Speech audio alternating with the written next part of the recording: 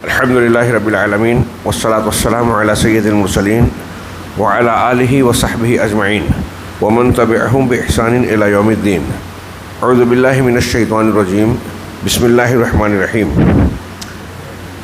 ورحمتي وسعت كل شيء فسأكتبها للذين يتقون ويؤتون الزكاة والذين هم بآياتنا يؤمنون الذين يتبعون الرسول النبي الأمي الذي يجدونه مكتوبا عندهم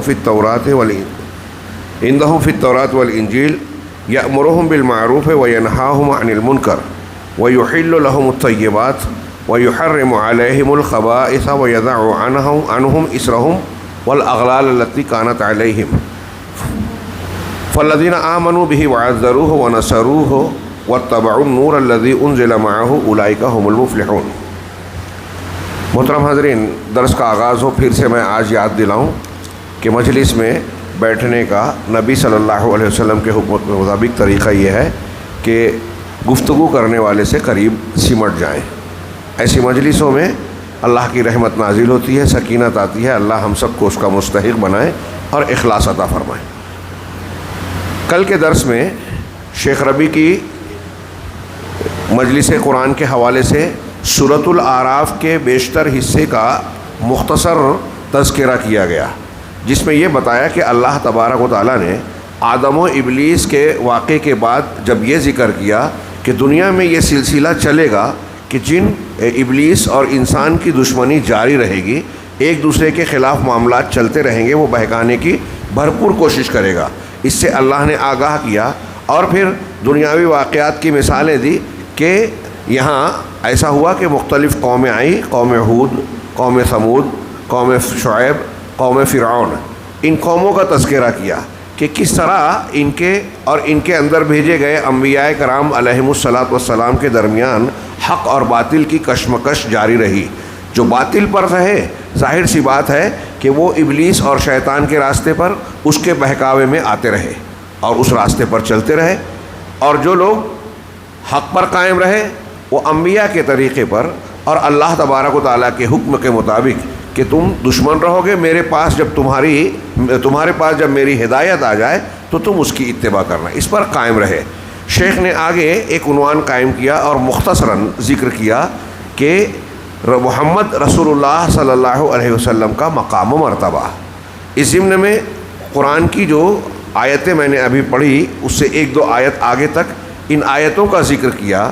اس سے پہلے کہتے ہیں کہ بنی اسرائیل کے قصے کے درمیان اللہ تعالیٰ نے فرعون اور موسیٰ کا ذکر کیا آخر میں، اس کے بعد فرعون کی تباہی اور پھر موسیٰ علیہ السلام کا اپنی قوم کے ساتھ معاملہ، پھر آخر میں آپ کا طور پر جانا، وہاں سے توریت کا ملنا اور پھر قوم کے پاس واپس آنا، توبہ استغفار کرنا. اس کا تذکرہ کرنے کے بعد اللہ تعالیٰ نے کہا وَرَحْمَتِي وَسِعَتْ كُلَّ شَيْءٍ. شیخ نے کہا کہ ہم اس کے بعد جو آیتوں میں محمد الرسول اللہ صلی اللہ علیہ وسلم کے مقام و مرتبے کا ذکر کیا گیا ہے، ہم ان آیتوں پر تھوڑی دیر توقف کریں گے اور اس پر ہلکی پھلکی روشنی ڈالیں گے. چنانچہ اللہ تبارک و تعالیٰ فرماتا ہے وَرَحْمَتِي وَسِعَتْ كُلَّ شَيْءٍ، میری رحمت نے ہر چیز کو گھیر رکھا ہے. اللہ کی رحمت ہر چیز پر چھائی ہوئی ہے، ہر چیز پر کو گھیری ہوئی. ہر چیز سے مطلب صرف انسان نہیں، کائنات کی، موجودات کی ہر چیز. دنیا اور کائنات میں کوئی چیز نہیں ہے جو رحمت الہی سے دور ہو یا رحمت الہی سے اپنا حصہ حاصل نہ کر رہی ہو. اللہ نے فرمایا کہ ہر چیز کو میری رحمت نے گھیر رکھا ہے. فَسَأَكْتُبُهَا لِلَّذِينَ يَتَّقُونَ وَيُؤْتُونَ الزَّكَاةَ وَالَّذِينَ هُمْ بِآيَاتِنَا يُؤْمِنُونَ. اب یہ رحمت، خصوصی رحمت میں لکھ دوں گا، واجب کر دوں گا ان لوگوں کے لیے جو تقوی اختیار کرتے ہیں، پرہیزگاری کی زندگی جیتے ہیں، زکوٰۃ ادا کرتے ہیں، اور وہ جو ہماری آیتوں پر ایمان و یقین رکھتے ہیں. گویا یہ اہل ایمان کی صفات والے جو لوگ ہیں ان کے لیے اللہ تعالیٰ کی رحمت خاصہ، عام رحمت، عمومی رحمت نے تو سب کو گھیر رکھا ہے. اب عذاب سے بچانے والی، جنت میں لے جانے والی، اللہ تبارک و تعالیٰ کے خصوصی انعامات کو دلانے والی جو اللہ کی خاص رحمت ہے، وہ کن لوگوں کے لیے ہے؟ متقی پرہیزگار لوگ، یعنی جو اپنی زندگی میں اللہ تعالیٰ کے قوانین کو نافذ کرتے ہیں، اس کی شریعت کی پابندی کرتے ہیں، جو زکوٰۃ دیتے ہیں یعنی اپنے مال میں اللہ کی طرف سے مقررہ حق کو حقداروں تک پہنچاتے ہیں، اور وہ جو عمومی طور پہ اللہ کی آیتوں پر ایمان و یقین رکھتے ہیں، اس کا یہ مطلب نہیں کہ صرف زبانی کہتے ہیں، بلکہ ایمان کے تقاضوں کے ساتھ ایمان رکھتے ہیں۔ اس کے بعد اللہ نے کہا کہ یہ وہ لوگ ہیں متقی پرہیزگار لوگ، اللہ کی رحمت کے خصوصی امیدوار اور مستحقین، الذین یتبعون الرسول النبی الامی، یہ وہ لوگ ہیں جو الرسول، نبی امی، رسول، نبی بھی کہا رسول بھی کہا، نبوت و رسالت دونوں اکٹھا ہے۔ ہاں امی، ہاں یہاں اللہ کے نبی صلی اللہ علیہ وسلم کو امی کہا گیا، جو پڑھا لکھا نہ ہو، ان پڑھ ہو، اس کو امی کہتے ہیں۔ نبی صلی اللہ علیہ وسلم کا امی ہونا یہ آپ کے رسول برحق ہونے کی بہت بڑی دلیل ہے کہ آپ نے کہیں کچھ پڑھا نہیں، پڑھنا لکھنا جانتے نہیں تھے، اس کے باوجود آپ کی تعلیمات ایسی جس میں کوئی جھول نہیں۔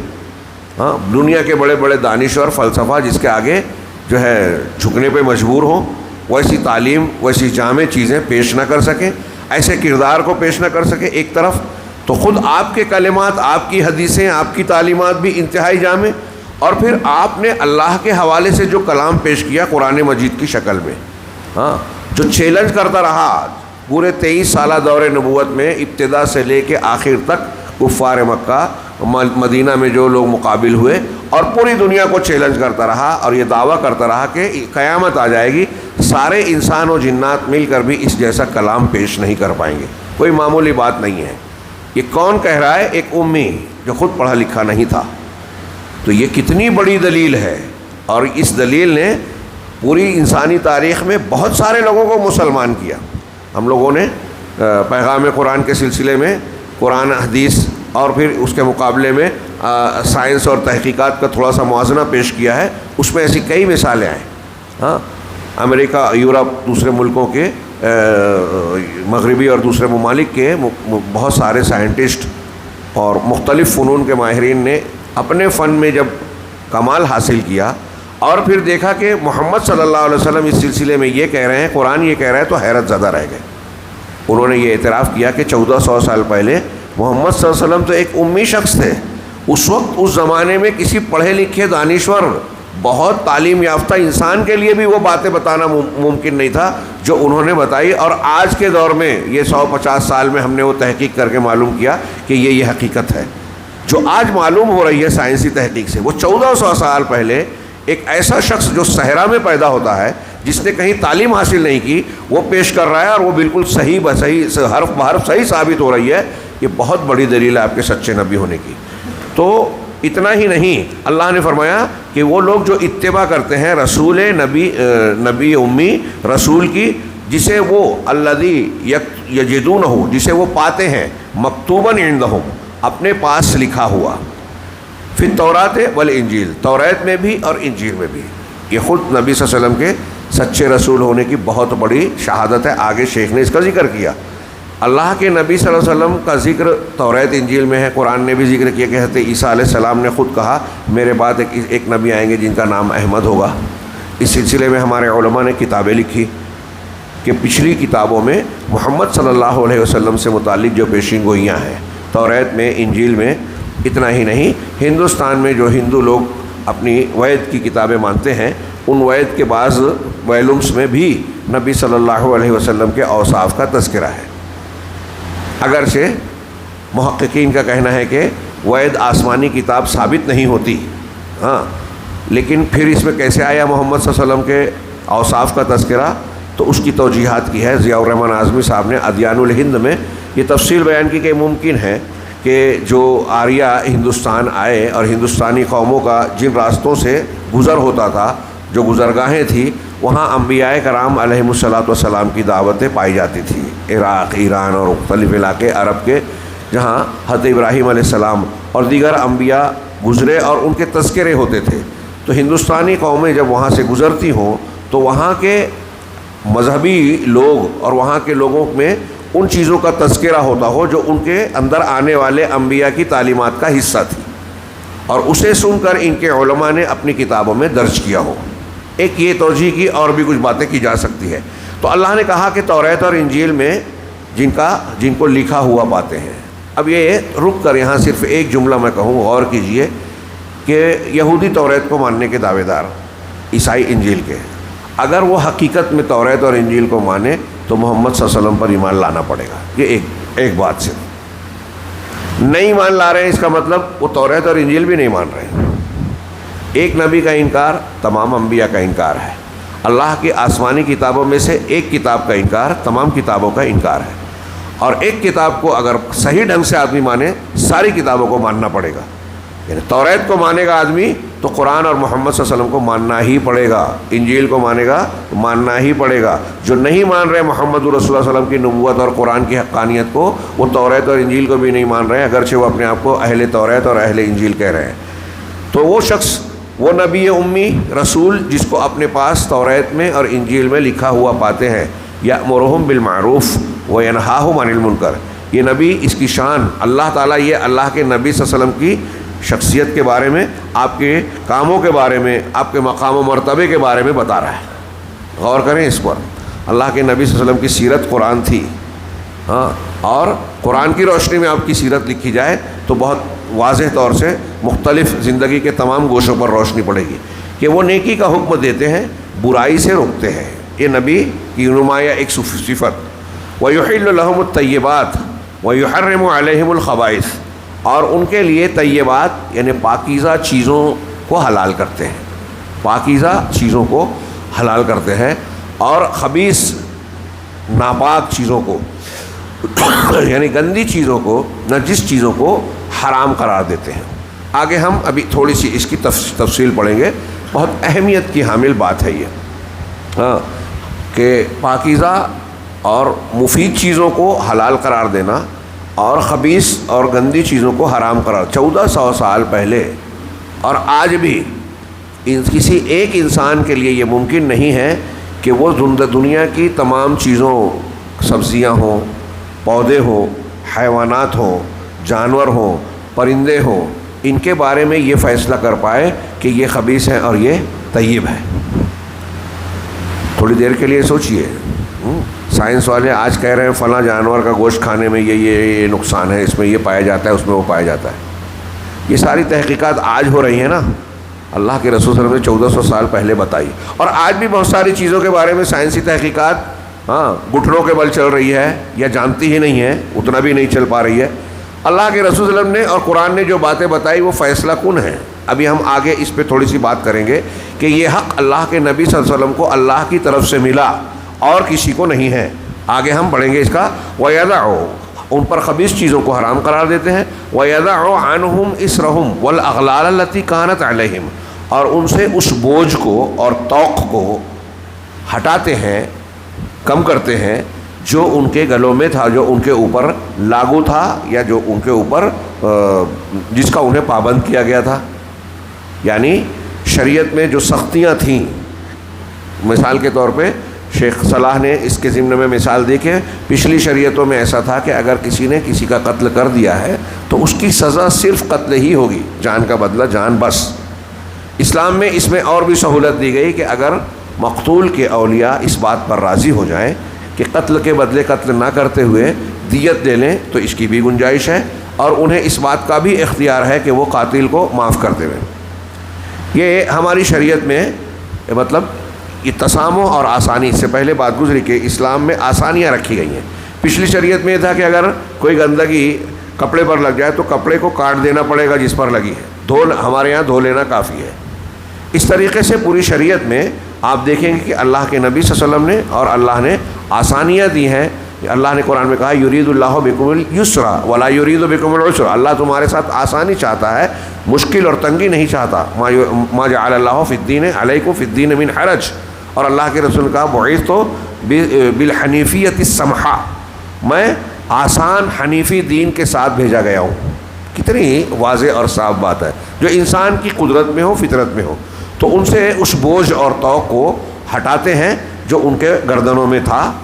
فالذین آمنوا بہ، یہ اللہ کے نبی صلی اللہ علیہ وسلم کے اوصاف بتانے کے بعد ایمان والوں کا ذکر کیا جا رہا ہے کہ ایمان والوں کا اللہ کے نبی کے ساتھ کیا معاملہ ہونا چاہیے، کیا حق بنتا ہے. گویا اختصار کے ساتھ یہ آیا کہ فالذین آمنوا بہ، پس جو لوگ اس پر ایمان لائے، وعزروہ، ان کی حمایت کی، تائید کی، ونصروہ، اور ان کی مدد کی، واتبعوا النور الذی انزل معہ، اور اس نور کی پیروی کی جو ان کے ساتھ نازل کیا گیا۔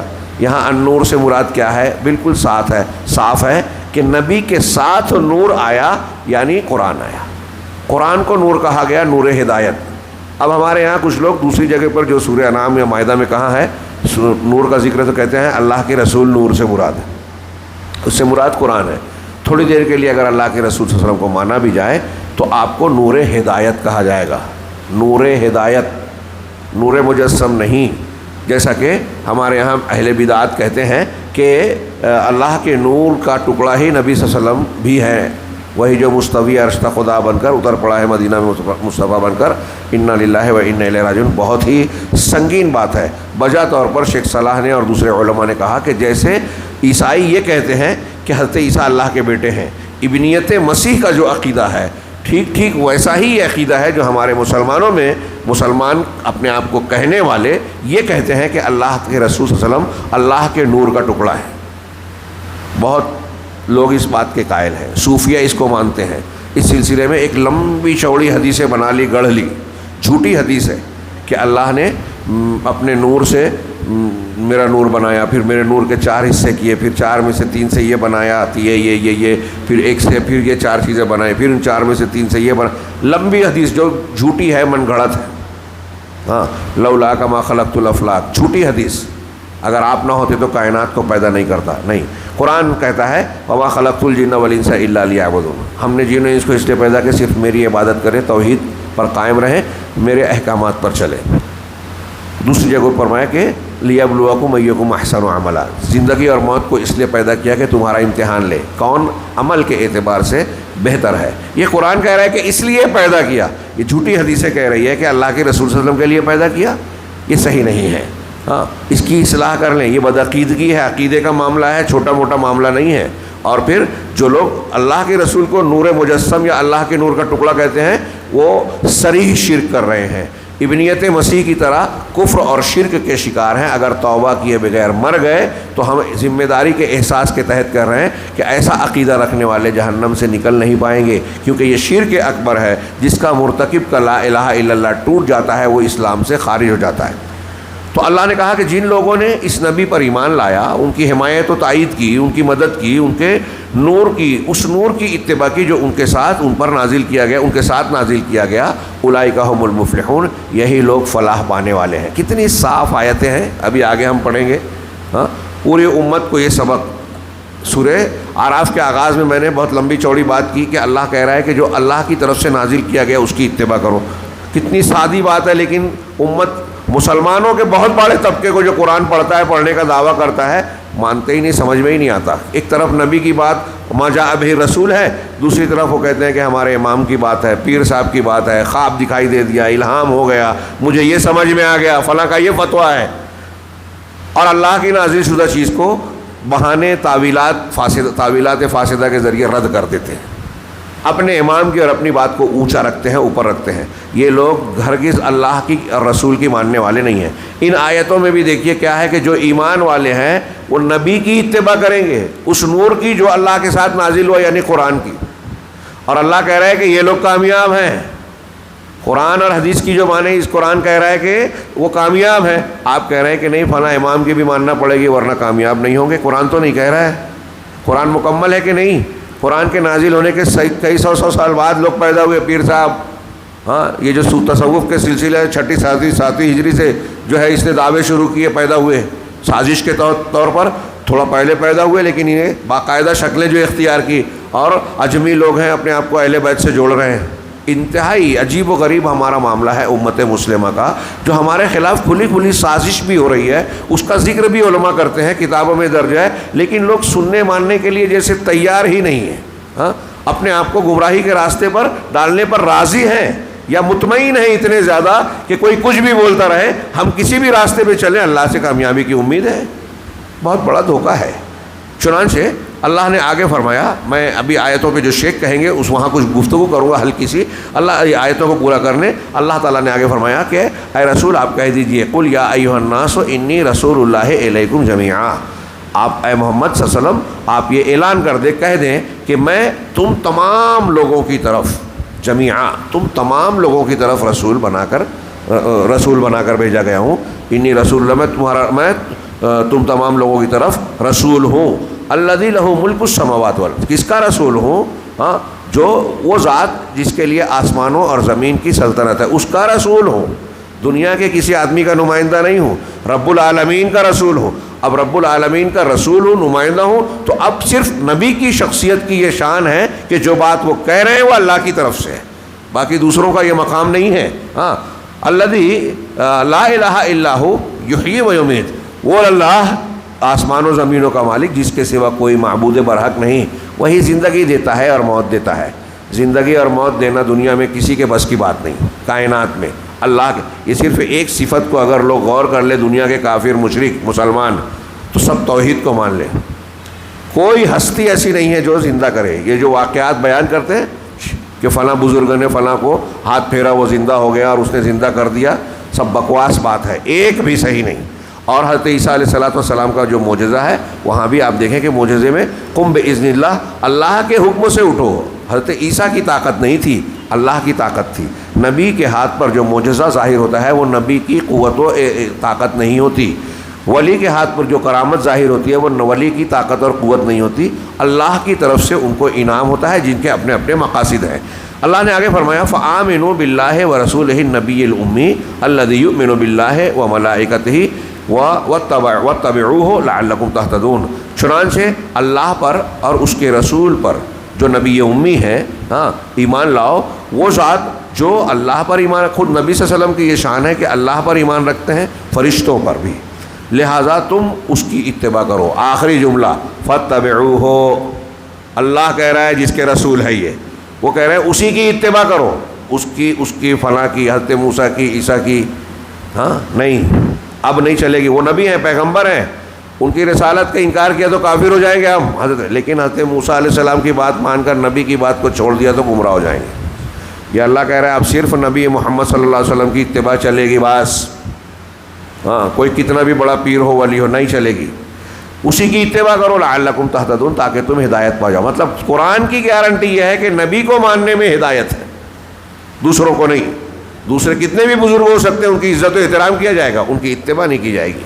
हाँ, चुनांचे शेख ये इन आयतों को नकल करने के बाद कहते हैं, इला आखिर आयत कह के मुख्तसर शरह की और कहा कि अल्लाह तबारक व तआला ने इन आयतों में मोहम्मद सल्लल्लाहु अलैहि वसल्लम का मकाम व मर्तबा बयान किया, और ये बयान किया कि अल्लाह ताला ने पिछली किताबों में भी मोहम्मद सल्लल्लाहु अलैहि वसल्लम के औसाफ का ज़िक्र किया, जिनमें से बाज़ सिफ़ात को यहाँ इन आयतों में तज़किरा किया है कि वो नेकी का हुक्म देते हैं, बुराई से रोकते हैं, और उनके लिए तय्यबात को हलाल करार देते हैं, खबाइस और गंदी चीज़ों को हराम करार देते हैं। यहाँ अगर हम हलाल और हराम के उसूलों में जाएँ तो बात लंबी हो जाएगी। मैंने कहा था कि थोड़ी सी गुफ्तगू करूँगा। उस थोड़ी सी गुफ्तगू का एक पहलू ये है कि नबी करीम सल्लल्लाहु अलैहि वसल्लम के बारे में कुरान कह रहा है कि ये हलाल और हराम करार देते हैं। क्या नबी सल्लल्लाहु अलैहि वसल्लम को अपनी तरफ से किसी चीज़ को हराम या हलाल कहने का हक़ था? मैं आप लोगों से पूछ रहा हूँ, नहीं था।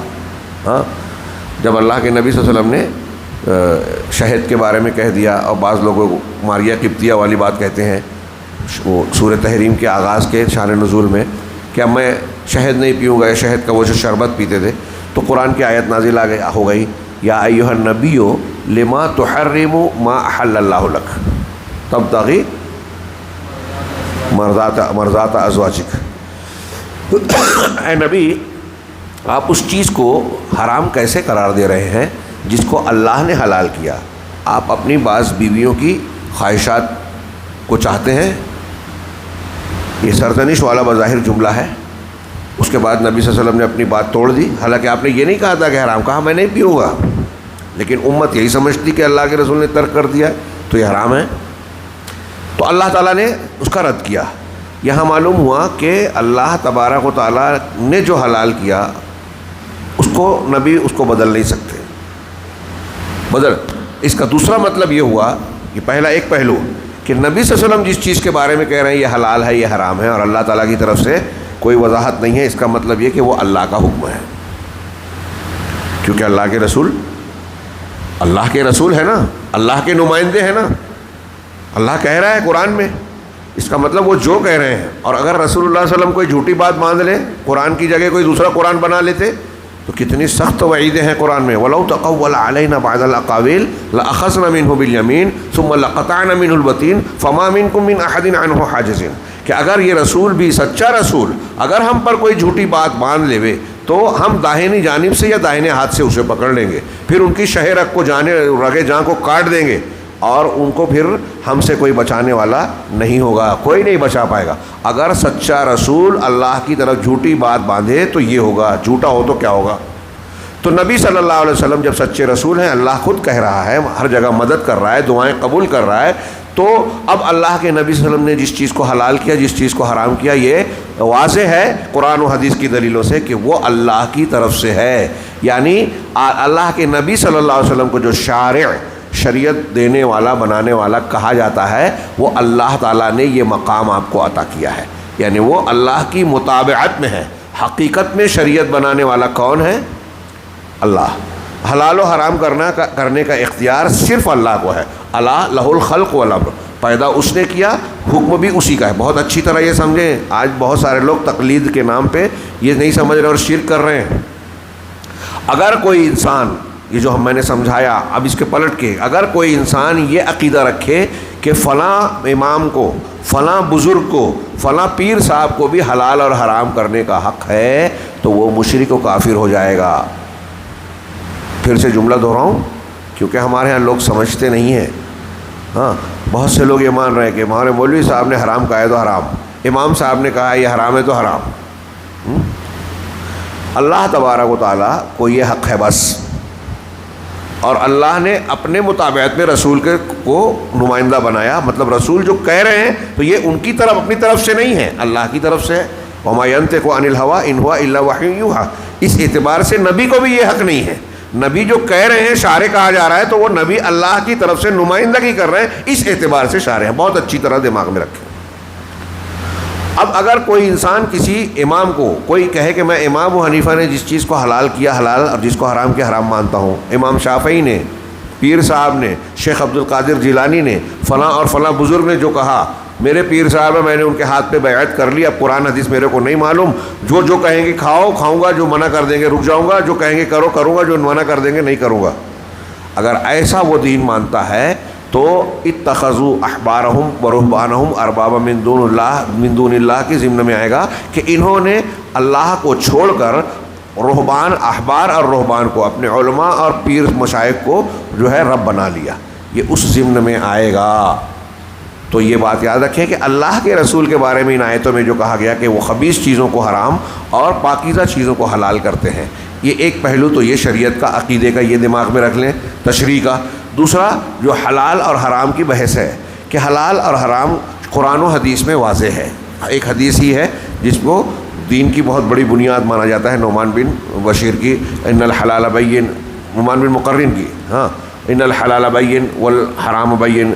حرام واضح ہے، حلال واضح ہے، ان کے درمیان کچھ مشتبہ امور ہیں. حرام سے تو بچنا ہی ہے. اللہ کے رسول صلی اللہ علیہ وسلم نے اس حدیث میں بتایا کہ مشتبہ اور مشکوک چیزوں سے بھی بچو.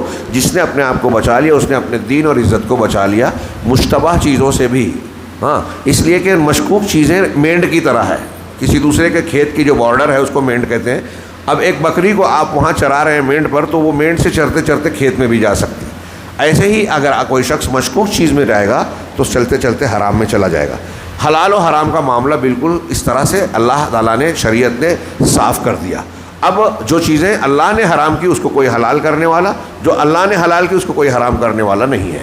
اپنی زبانوں سے کوئی نہیں کہہ سکتا وَلَا تَقُولُوا لِمَا تَصِفُ أَلْسِنَتُكُمُ الْكَذِبَ هَذَا حَلَالٌ وَهَذَا حَرَامٌ لِتَفْتَرُوا عَلَى اللَّهِ الْكَذِبَ. کہ اپنی زبان سے جھوٹ بولتے ہوئے تم یہ نہ کہو کہ یہ حلال ہے یہ حرام ہے تاکہ اللہ پر جھوٹ افطرا پردازی کرو. ان الذین یفترون علی اللہ، کیا ہے یہ سورہ نحل کی آیت ملاحظہ فرمائیں. تو ایسا کرنا اللہ پر افطرا پردازی ہے، فلاح نہیں پائے گا آدمی. تو اب ایک چیز یہ ہوئی کہ اس میں کتنا احتیاط برتیں حلال و حرام کے سلسلے میں. تیسرا پہلو یہ کہ حلال اور حرام کو جن چیزوں کو کیا، اس میں طیبات اور خبائث کا لفظ اللہ نے استعمال کیا. اس کا مطلب شریعت نے جن چیزوں کو حلال کیا وہ پاکیزہ ہے، مفید ہے انسانوں کے لیے، اس میں نقصان کا پہلو نہیں ہے. اگر کسی کو نقصان ہوتا ہے تو کسی بیماری کی وجہ سے، جیسے ایک آدمی کو ڈاکٹر منع کر دیتا ہے کہ ابھی آپ دودھ استعمال مت کیجیے، دودھ حرام نہیں ہے لیکن اس کی بیماری ایسی ہے کہ اس کو نقصان پہنچائے گا، تو یہ ایک عارضی یا کچھ مخصوص چیز ہے، کسی کو الرجی ہوتی ہے کسی ہلاستی سے۔ اب ایک آدمی، ہم لوگوں کو، ہمارے یہاں عادت نہیں ہے لوگوں کو سی فوڈ کھانے کی، آبی حیوانات یعنی مچھلیاں، جھینگا، تو کسی کو اس کی بو برداشت نہیں ہوتی، عادت نہ ہونے کی وجہ سے کھانے میں دقت ہوتی ہے۔ جن کے یہاں ہوتا ہے، جن کی عادت ہوتی ہے، ان کو بالکل برا نہیں لگتا۔ تو یہ علاقائی اعتبار سے طبیعتوں کا فرق ہوتا ہے، کہ کسی کو مچھلی کی بو سے جو ہے برا محسوس ہو رہا ہے تو یہ نہیں کہیں گے کہ مچھلی خبیث ہے۔ ہاں، خباثت اور طیب ہونے کا معیار کیا ہے؟ حلال اور حرام ہونا شریعت کی روشنی میں۔ اگر لوگوں کے ذہن و مزاج پر پورا ہم لوگ معیار وہ رکھیں گے تو اس میں دقت آئے گی۔ کچھ لوگوں نے اس میں لمبی چوڑی فقہ کی کتابوں میں دیکھیں گے بحث کیا کہ چونکہ عربوں میں یہ نازل ہوا تھا تو عربوں کا مزاج دیکھا جائے گا، عام لوگوں کا مزاج دیکھا جائے گا، اکثریت کا دیکھا جائے گا، اور دوسری چیزیں۔ آسان بات یہ ہے کہ شریعت نے جن چیزوں کو مباح حلال کیا ہے وہ طیبات میں ہیں، خوشگوار ہیں، مفید ہیں، جائز ہیں، اور جن چیزوں کو شریعت نے حرام کیا، مردار ہے، خنزیر ہے، ہاں، اور ایسے جانور جو گر کر ڈوب کر مر جائیں، خون ہے، غیر اللہ کا نام جن پر لیا گیا ہو، یہ حرام ہے۔ ہر ایک جامع حدیث اللہ کے رسول صلی اللہ علیہ وسلم کی کہ ہر ذی کل ذی ناب من السباع، ہر ناب والا، جو دانت پھاڑ کر کھانے والے جو جانور ہوتے ہیں، تو وہ درندہ جو دانت سے پھاڑ کر کھاتا ہے، وذی مخلب من الطیر، اور وہ پرندہ جو پنجے سے نوچ کر کھاتا ہے، ہاں، فہو حرام، وہ حرام ہے۔ ایک حدیث ایک لائن کی ہے، آپ اس کی لسٹ بنا لیجئے پوری، کتنی زبردست بات ہے، 1400 سال پہلے بتائی۔ تو جتنے جانور درندوں میں نوچ کر کھاتے ہیں سب حرام، جو پرندے پنجے سے نوچ کر کھاتے ہیں وہ حرام، ان کے علاوہ جو پرندے ہیں، ان کے علاوہ جو جانور ہیں وہ حلال۔ حرام کے کیا حرام ہے اللہ نے وہ لسٹ دے دی، رسول اللہ صلی اللہ علیہ وسلم نے دے دی۔ مینڈک حلال ہے، چوٹی اور مینڈک کو مارنا منع ہے، مطلب وہ حرام ہے، نہیں کھا سکتے۔ ہاں، ایسے جانوروں کی آپ کو لسٹ مل جائے گی کہ یہ ناجائز ہے، باقی اس کے علاوہ جو ہے سب جائز ہے۔ تو اللہ کے نبی صلی اللہ علیہ وسلم کا ایک کام یہ بتایا۔ اب شیخ نے آگے کہا کہ طیبات وہ چیزیں ہیں جس کو عقلیں مستحسن اور اچھا سمجھتی ہیں اور اس کا احترام کرتی ہیں، اس کو اچھا جانتی ہیں، اور اس سے وَتَسْتَفِيدُ مِنْهَا الْأَبْدَانُ وَتَسْتَفِيدُ مِنْهَا الْعُقُولُ، جس سے انسانوں کے جسم اور انسانوں کی عقلیں فائدہ اٹھاتی ہیں۔ یعنی ان چیزوں کو استعمال کرنے سے ہمارے جسم کو بھی طاقت ملتی ہے اور ہماری عقل کو بھی۔ اب شراب پینے سے عقل بہک جاتی ہے، نشے میں آ جاتا ہے انسان، ہاں، بوجھل ہو جاتا ہے سر، تو عقلوں کو نقصان ہوتا ہے نشے کی چیزوں سے، اس کو بھی اللہ نے حرام کیا۔ جو آپ کے جسم کو، آپ کی عقل کو، آپ کی فکر کو، آپ کے اخلاق کو بگاڑنے والی چیزیں ہیں وہ سب حرام ہیں۔ ہاں، اور وہی التی اباحہ اللہ لہذہ الامہ، اور وہی چیزیں جو ہماری عقل، ہمارے جسم، ہمارے صحت کو محفوظ رکھے، اس امت کے لیے اللہ نے اس کو مباح قرار دیا ہے۔ بہت بڑا ایک باب ہے یہ، طہارت کے آداب، مسواک، وضو، غسل جنابت، حیض و نفاس کے مسائل، پیشاب پاخانے کی تفصیلات، ہاں، ناخن کاٹنا، زیر ناف بال کو لوہے سے صاف کرنا، بغل کے بال کو اکھاڑنا، مونچھ کاٹنا، داڑھی چھوڑنا، ہاں، ایسی تفصیلات جو صاف صفائی کی اور دوسری چیزوں کی ہے، یہ حیرت انگیز ہے۔ ہاں، جس کو لوگ معمولی چیز سمجھتے تھے اور ہم لوگوں میں بہت سارے لوگ سمجھتے ہیں، سائنس والے حیرت زدہ ہیں جب تحقیق کیا کہ محمد صلی اللہ علیہ وسلم کی تعلیمات یہ ہیں۔ مسواک کی اتنی پابندی کرتے تھے، مسواک میں 19 قسم کے جو ہے فائدے مند بیکٹیریاز ہوتے ہیں جو ہمارے مسوڑوں کو، دانتوں کو، اور مسوڑے دانت چہرے میں، منہ میں ہونے والی بہت ساری بیماریوں سے ہم کو بچاتے ہیں، یہ فوائد ہیں۔ ہاں، تو بہرحال مختصر یہ کہ اس طریقے سے آپ غور کریں گے، نبی صلی اللہ علیہ وسلم نے جو کچھ پیش کیا وہ ہمارے لیے، جسم کے لیے، عقل کے لیے، اخلاق کے لیے مفید ہے۔ وحرم علیہ الخبائث، اور خبائث کو حرام کیا۔ خبائث کیا ہیں؟ گندی چیزیں، خبیث چیزیں کیا ہیں؟ ہاں، ہی ما تستقبحها العقول والفطر، یہ وہ چیزیں ہیں جس کو عقلیں قبیح، گندی، گھناؤنی سمجھتی ہیں، گندی سمجھتی ہیں، اور فطرتیں بھی ناپسند کرتی ہیں۔ اسی طریقے سے وَتَسْتَنْكِرُهَا مِنَ الْمُحَرَّمَاتِ الْخَبِيثَةِ، اور جس کو حرام، خبیث، حرام چیزوں میں سے جن چیزوں کو ناپسندیدگی کی نگاہ سے دیکھتی ہے، انکار کرتی ہے، جس کو طبیعت قبول نہیں کرتی، جیسے اب یہ جو خبائث میں سب اخلاقیات والی بات بھی آ گئی، چنانچہ انہوں نے کہا کہ شراب ہے، زنا ہے، خنزیر کا گوشت کھانا ہے، مردار کو کھانا ہے، حرام چیزوں میں پڑ جانا ہے، ہاں، جس کا ذکر سورہ مائدہ میں گزرا پہلے. تو جن چیزوں کو حرام کیا وہ اخلاقیات میں، جیسے آپ زنا کا بھی انہوں نے ذکر کیا، بدکاری، زنا، غیبت، وہ بھی آ جائے گی. گندے اخلاق ہیں، خبیث چیزیں ہیں، معنوی اعتبار سے یہ خبیث چیزیں. ہاں، تو بہرحال اللہ کے نبی صلی اللہ علیہ وسلم نے خبیث چیزوں سے منع کیا اللہ کے حکم سے. فبعث بهذه الشریعۃ السمحہ، چنانچہ اللہ کے رسول صلی اللہ علیہ وسلم کو اس آسان شریعت کے ساتھ بھیجا گیا، التی لا آثار فیہا ولا اغلال، جس میں نہ بوجھ ہیں اور نہ طوق ہیں، نہ گرانی ہے. کیونکہ کیونکہ بنی اسرائیل کی شریعت میں بوجھ اور طوق تھے، جس کو اللہ تبارک و تعالیٰ نے ان کی سرکشی اور مخالفتوں کی وجہ سے ان پر عائد کیا تھا. بعض سختیاں بنی اسرائیل پر جو کی گئی ان کے تمرد کی وجہ سے. گائے ذبح کرو بولا گیا، 10 سوال کر رہے ہیں، رنگ کیسا ہو، دکھنے میں کیسی ہو، ابھی ہم کو سمجھ میں نہیں آئی اور وضاحت کیجیے، ہے نا سورہ بقرہ میں. ایسے کھود و کرید کر رہے ہیں. اسی طریقے سے بعض اور بھی انہوں نے شرارتیں کی، تو جیسے جیسے ان کی شرارت ہوتی تھی ویسے ویسے ان پر پابندیاں عائد کی گئی. تو ان کی مخالفتوں کی وجہ سے اور تمرد کی وجہ سے ان پر کئی بوجھ اور سختیاں ڈال دی گئی تھیں. اور جب انہوں نے موسیٰ علیہ السلام کی شریعت کے سلسلے میں تمرد، سخت روی اختیار کی، اللہ تبارک و تعالیٰ نے ان پر بوجھ اور سختیاں اور طوق اور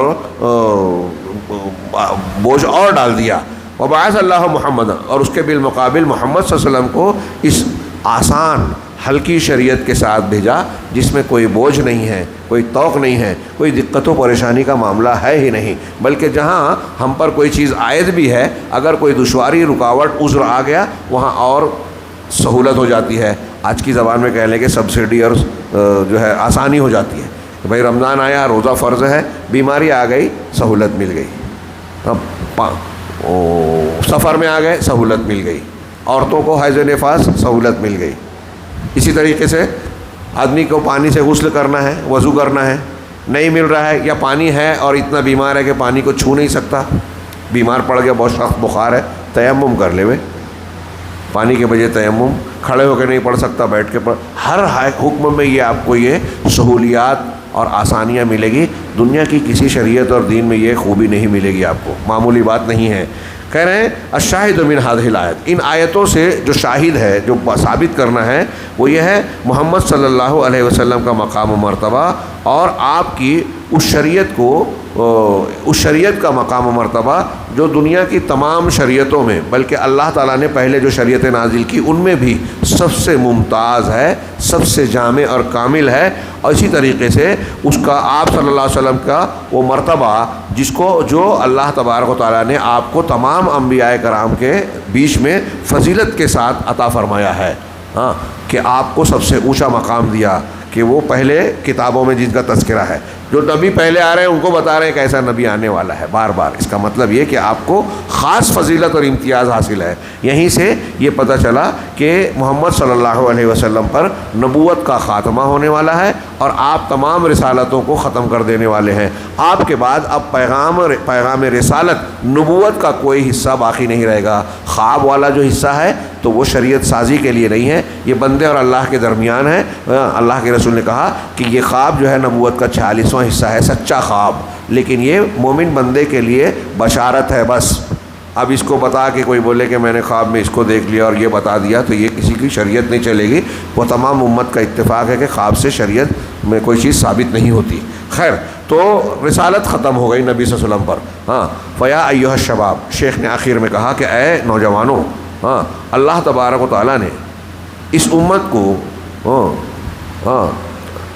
اپنے رسول اللہ صلی اللہ علیہ وسلم کے ذریعے سے عزت بخشی، جو کہ سب سے اکرم، سب سے افضل رسول ہے.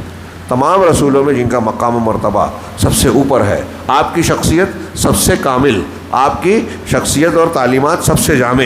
وَأَكْرَمُهَا اور اللہ تبارک و تعالیٰ نے اس رسالت کے ذریعے سے ہم کو اور آپ کو عزت بخشی ہے، اعزاز اور انعام دیا ہے، جو بہت سارے امتیازات سے متصف ہے.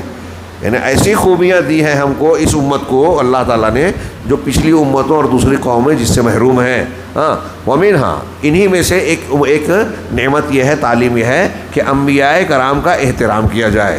ہاں انبیاء کرام کا احترام کیا جائے. اب توریت اور انجیل کا ذکر ہے، ہم محمد الرسول اللہ صلی اللہ علیہ وسلم کی شریعت کے پابند ہیں، لیکن اس کا یہ مطلب نہیں کہ پچھلے انبیاء کی شان میں کوئی گستاخی کرے. ان کا احترام ضروری ہے، ان کی شریعت کو کے پاس و لحاظ ضروری ہے.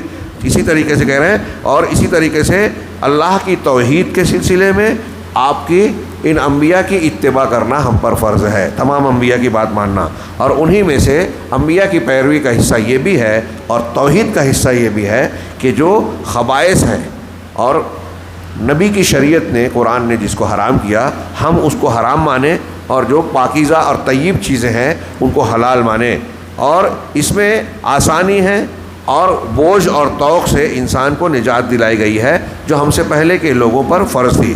چنانچہ ہمیں اللہ تبارک و تعالیٰ کی حمد بیان کرنا چاہیے اور شکر ادا کرنا چاہیے جس نے ہماری طرف اس رسول کامل کو بھیجا، اور والذی بعثہ بہذہ الرسالۃ، اور جس کو اس کامل رسالت کے ساتھ ہم پر بھیجا. لہذا ہمارا فرض ہے کہ ہم ان کی اتباع کریں اور ان کی اطاعت کریں، اور نبی صلی اللہ علیہ وسلم نے جو کچھ قرآن اور حدیث کی شکل میں ہم تک پہنچایا ہے ان میں سے کسی بھی چیز میں ان کی جانتے بوجھتے مخالفت نہ کریں.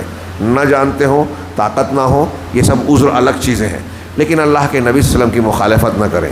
یہ جو شیخ اتنی عاجزی سے کہہ رہے ہیں یہ بہت ضروری تعلیم ہے. سیدھی سادھی آپ کہیں گے کہ ہم سنتے رہتے ہیں، لیکن مسلمانوں میں اکثریت اس کو مانتی ہی نہیں ہے. ایک آدمی اگر جماعت اسلامی سے تعلق رکھتا ہے تو اب مولانا مودودی صاحب کی سمجھ میں جو بات آ گئی ہے، ہاں وہ اسی کو فالو کرے گا. اس کو بتائیں کہ بھائی ان سے فلاں معاملے میں غلطی ہو گئی ہے، ٹھیک ہے وہ عالم تھے، اچھی نیت تھی، لیکن انسان سے غلطیاں ہوتی ہیں. ٹھوکر کہ انہوں نے صحابہ کرام پہ جو تنقید کی، غلطی کی. انہوں نے عقیدے کے فلاں معاملے میں غلطی کی. انہوں نے تحریک اسلامی کے نام پر جو فکر پیش کی، جو لا الہ الا اللہ کی تشریح کی، اس میں غلطی کی. جب ہم یہ بتاتے ہیں تو ان کو فالو کرنے والا ماننے کو تیار ہی نہیں ہے. پیر صاحب کی بیعت کرنے والا، قادری، چشتی، نقشبندی، سہروردی، رفاعی، تیجانی، جس سلسلے کو جو مان رہا ہے وہ اپنے سلسلے کی کسی بات کو کتنی بھی قرآن و حدیث کے خلاف ہو جائے ماننے کو تیار ہی نہیں ہے. رسم و روایت کے خلاف ماننے کو لوگ تیار ہی نہیں ہیں. نبی صلی اللہ علیہ وسلم کی حدیثیں آ جاتی ہے، بتائی جائے، کہا ٹھیک ہے مانتے ہیں، لیکن ہمارا مسلک یہ نہیں ہے، اس لیے اس حدیث پر ہم عمل نہیں کر سکتے، یعنی اس بات کو ماننے کے لیے تیار ہی نہیں ہے. پھر کیسے آپ کہتے ہیں کہ ہم کو بہت سمجھتا ہے، مانتے ہیں؟ آپ کچھ نہیں سمجھتا. آپ کو قرآن 10 مرتبہ ختم کے 1 مرتبہ بھی آپ نے نہیں پڑھا. قرآن کہہ رہا ہے رسول کی بات مانو. یہ ابھی جو آیتیں ہم نے پڑھی کہ انہی کی اتباع کرو تو ہدایت ہے. اب آپ ماننا ہی نہیں چاہتے تو آپ یہ کہہ رہے ہو کہ ہم نبی کی بات نہ مان کر پیر صاحب کی مانیں گے. اس کا مطلب آپ یہ کہہ رہے ہو کہ مجھ کو ہدایت نہیں چاہیے، جنت نہیں چاہیے، اجر نہیں چاہیے، اپنی عمر کو ضائع کریں گے، اللہ کے حکم کے خلاف گزاریں گے. کتنی سمپل سادی بات ہے. میں ایسا مانتا ہوں کہ قرآن کی ان باتوں کو اگر لوگ مان لیں تو ہمارے مسلک کے جھگڑے جو ہے 90% کم ہو جائے، ختم ہو جائیں، اور دنیا کے اکثر لوگ، سبھی لوگ یہ کہنے لگیں گے مسلمان کہ ہم اہل الحدیث ہیں، یعنی قرآن و حدیث کو ماننے والے. اہل الحدیثیت یہی ہے جو اللہ نے یہاں کہا کہ نبی کی مانو، قرآن کی مانو. چنانچہ ہمیں اس کی قدر کرنی چاہیے، اور ہم پر فرض ہے کہ ہم پورے معاملات میں اللہ کے نبی صلی اللہ علیہ وسلم کی اتباع اور اطاعت کریں، اور اللہ کی کتاب اور اس کے نبی کی سنت میں جو عقائد ہیں اس میں کہیں مخالفت نہ کریں، اور نہ ہی عبادات میں مخالفت کریں، اور نہ ہی اخلاق میں. عقائد میں تو بطور خاص. لیکن حیرت کی بات یہ ہے کہ ہمارے یہاں عقیدے کے سلسلے میں لوگ اللہ کے نبی کا عقیدہ اختیار کرنا تو دور، پڑھنے کے لیے ٹائم نہیں ہے. اس کی اہمیت ہی نہیں معلوم ہے ہمارے ہندوستان میں لوگوں کو. توحید شرک نہیں معلوم. انبیاء کرام اور غیبیات سے متعلق جو اہل سنت والجماعت کے اصول ہیں قرآن و حدیث کی روشنی میں، قرآن و حدیث کے دیے ہوئے، وہ ہمارے یہاں لوگوں کو موٹی باتیں نہیں معلوم. لا الہ الا اللہ ہمارے ہندوستان کے بہت سارے لوگوں کو، پڑھے لکھوں کو، جاہلوں کی بات چھوڑیے، اگر آپ پوچھیں کہ لا الہ الا اللہ کی شرائط کیا ہیں، تقاضے کیا ہیں، تو مجھے لگتا ہے کہ بہت سارے لوگ اس میں سے جواب نہیں دے پائیں گے. پہلا سبق ہے لا الہ الا اللہ شریعت کا. تو عقائد میں جو اللہ کے رسول نے دیا، عبادات و اخلاق میں دیا، سب میں مانیں. اس کے لیے شرط ہے، ضروری ہے کہ ہم قرآن حدیث کو پڑھیں. اس کے بعد شیخ نے دعائیں کی کہ میں اللہ تعالیٰ سے دعا کرتا ہوں کہ امت اللہ کے نبی صلی اللہ علیہ وسلم کی سنت اور شریعت حقہ کی طرف رجوع کرے اور اس کو مضبوطی سے اپنے دانتوں سے پکڑ لے، اور اس امت میں ایسے شخص کو اللہ تبارک و تعالیٰ پیدا کرے جو لوگوں کی رہنمائی کر کے اس شریعت کی حقیقی اتباع کی راہ دکھائے اور دنیا اور آخرت میں نجات کے راستے پر چلائے۔ ہمارے یہاں بہت سارے لیڈر اور پیشوا پیدا ہوئے، لوگوں نے ان کی اپنی فکر و سمجھ کو جو ہے دین بنا لیا، لیکن شیخ کہہ رہے ہیں کہ ایسے ہمیں لیڈروں کی ضرورت ہے۔ ان نوجوانوں کو ان لوگوں کے پیچھے چلنا چاہیے جو قرآن و حدیث کو اپنا امام اور رہنما بناتے ہیں، اپنے آپ کو نہیں۔ اللہ تبارک و تعالیٰ ہمیں عزت اور کرامت سے نوازے، اور یقیناً وہ دعاؤں کو سننے والا ہے۔ وصلی اللہ علی نبینا محمد۔